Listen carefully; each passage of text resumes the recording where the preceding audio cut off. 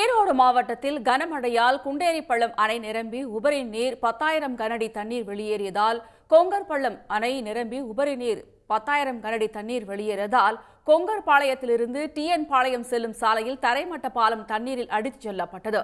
இதுபற்றி மேலும் விவரங்களை தருகிறார் நமது செய்தியாளர் ரமேஷ். முழு விவரம்.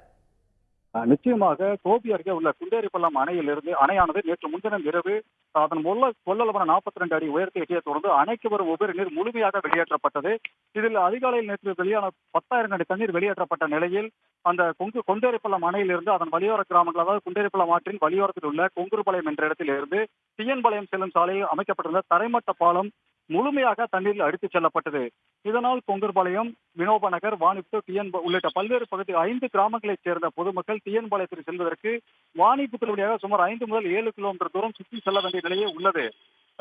குண்டேரிப்பள்ளம் அணையானது கடந்த 2 நாட்களுக்கு முன்னர் வரை மொத்த கொள்ளளவான 42 அடிக்கு 32 அடி அளவை தண்ணீர் இருந்த நிலையில் ஒரே நாள் மழையில் அணை நிரம்பி அதிலிருந்து 10,000 கன தண்ணீர் வெளியேறியுள்ளது. இதனால் இப்ப இந்த பகுதி ஒரே நேரத்தில் 10,000 கன தண்ணீர் வெளியேற்றப்பட்டதால் இந்த தரைமட்ட பாலம் அடித்து செல்லப்பட்டது. இது குறித்த தகவல் அறிந்து தமிழக வீட்டுவசதி மற்றும் மதுவிலக்கு ஆயர் தீர்வைத்துறை அமைச்சர் சு முத்துசாமி, அதே போன்று ஈரோடு மாவட்ட ஆட்சியர் திரு கந்தசாமி, அந்தியூர் சட்டமன்ற உறுப்பினர் திரு ஏ ஜி வெங்கடாசலம், அதே போன்று மாவட்ட செயலாளர் சிவம் உள்ளிட்டோர் உடனடியாக அந்த தரைமட்ட பாலம் அடித்து செல்லப்பட்ட பகுதியை சென்று நேரில் பார்த்து பார்வையிட்டு ஆய்வு செய்தனர். தற்காலிகமாக இந்த அடித்து செல்லப்பட்ட பாலத்திற்கு தற்காலிகமாக ஒரு தீர்வையை ஓரிரு நாட்கள் ஏற்படுத்துவதாகவும் அதைத் தொடர்ந்து நிரந்தர தீர்வாக, அதாவது கொங்குருபாளையத்திலிருந்து டிஎன்பாளையத்திற்கு செல்வதற்கு குண்டேரிப்பள்ளம் ஆற்றின் மேல் நிரந்தர தீர்வாக ஒரு உயர்மட்ட பாலம் அமைத்து தருவதாகவும் அப்பகுதி பொதுமக்களிடையே அமைச்சர் சு முத்துசாமி உறுதி அளித்துள்ளார். இதே போன்று அந்த பகுதியில் அந்த குண்டேரிப்பள்ளம் ஆற்றின் பகுதியில் 2 இடங்களில் தடுப்பணை அமைக்க வேண்டும் என பொதுமக்கள் கோரிக்கை விடுத்து தோன்று அதையும் அரசின் கவனத்திற்கு கொண்டு சென்று நடவடிக்கை எடுக்க இருப்பதாகவும் இதுகுறித்து மாவட்ட ஆட்சியர் மூலம் ஆய்வு நடத்த உள்ளதாகவும் அமைச்சர் தெரிவித்துள்ளார். கனமழையால் பாதிக்கப்பட்ட பகுதிக்கு உடனடியாக தற்காலிகமாக பாலம் அமைத்து தருவதாக அமைச்சர் கூறியிருப்பது அப்பகுதி பொதுமக்களிடையே சிறிது வரவேற்பை பெற்றுள்ளது.